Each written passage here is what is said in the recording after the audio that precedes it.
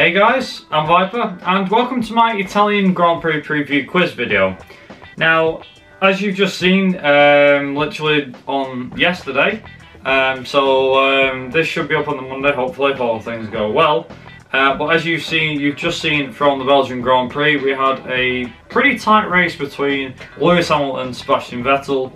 Lewis Hamilton just pipping Vettel to the line by 2 seconds, I think it was. Making it, I believe it's his 5th win of the season for Mercedes, and obviously for the team and everything else, and for himself. The gap has now been closed down to 7 points, and obviously the next race in Monza this coming weekend, because it's back-to-back races, is obviously Monza, Ferrari's backyard. So, obviously you guys know the idea of what I do with these videos. I usually put the preview quiz. This quiz is the first 5 questions I ask you guys, you give me the answers in the comments, and so I give my predictions, you give me your guys' predictions, and we kind of bounce off each other, you get what I mean. And obviously on the Friday I give you guys the answers to the video, so, the questions. Anyway, without further ado, I won't mess around, let's jump in. So, for the first question, the statement, there have been 100 Italian drivers in Formula 1. Is it true or is it false? Question 2.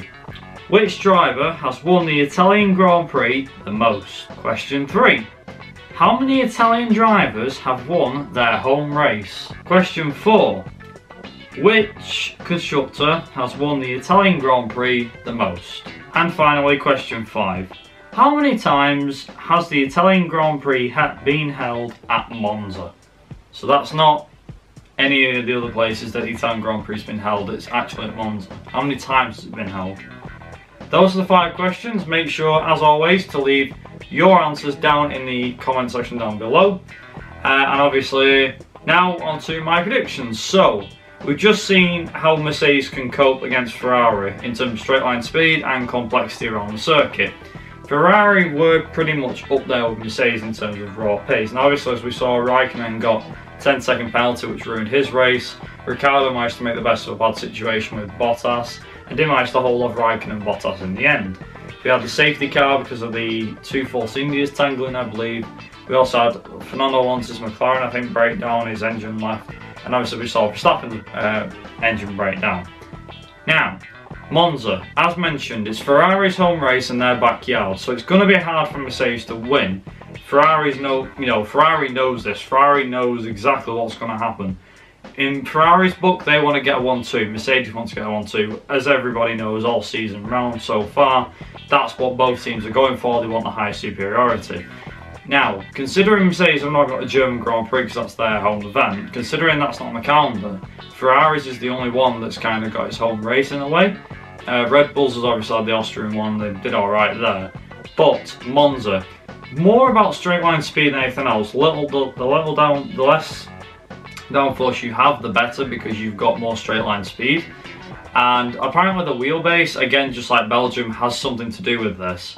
So apparently, from what I can remember anyway, tracks that are shorter, as I mentioned maybe in the Belgian Grand Prix preview one, was that if it's a shorter track, the cars with a short wheelbase, as in a tighter track, more corners, the cars with the shorter wheelbase will tend to do better than those with longer wheelbase.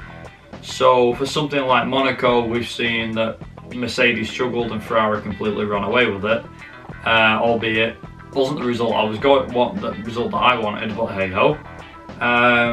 Yeah, so with Monza being straight line speed and Ferrari having a decent straight line and Mercedes having a decent straight line speed, it's going to be a head-to-head battle of the Titans stuff, I think, between Mercedes and Ferrari. So we'll hopefully, fingers crossed, see a interesting pole position lap from whoever it is that gets pole, and obviously through the race. So to give my predictions real quick, it's going to be hard to give one. So I'm going to say Vettel gets pole just from Lewis Hamilton, and then the race will finish with the other end swapping over, unless Ferrari can double up. So I'm going to say Lewis Hamilton wins from Vettel, Raikkonen comes 3rd, Bottas finishes 4th. As for 5th onwards, it's anyone's game. Now we know Red Bull's in the mix, but we know in a straight line they're not exactly that good. But considering Red Bull's pace against the other cars, I'm going to say Daniel Ricciardo 5th. Now again, this can all change, we all know this can all change. But yeah, that's racing, I suppose. In that note, that is pretty much it for this video. Obviously, as always, make sure to leave your predictions and obviously answers to the 5 questions I gave you guys down in the comment section below, as always. Make sure to subscribe if you're new, hit the like button if you've enjoyed this video.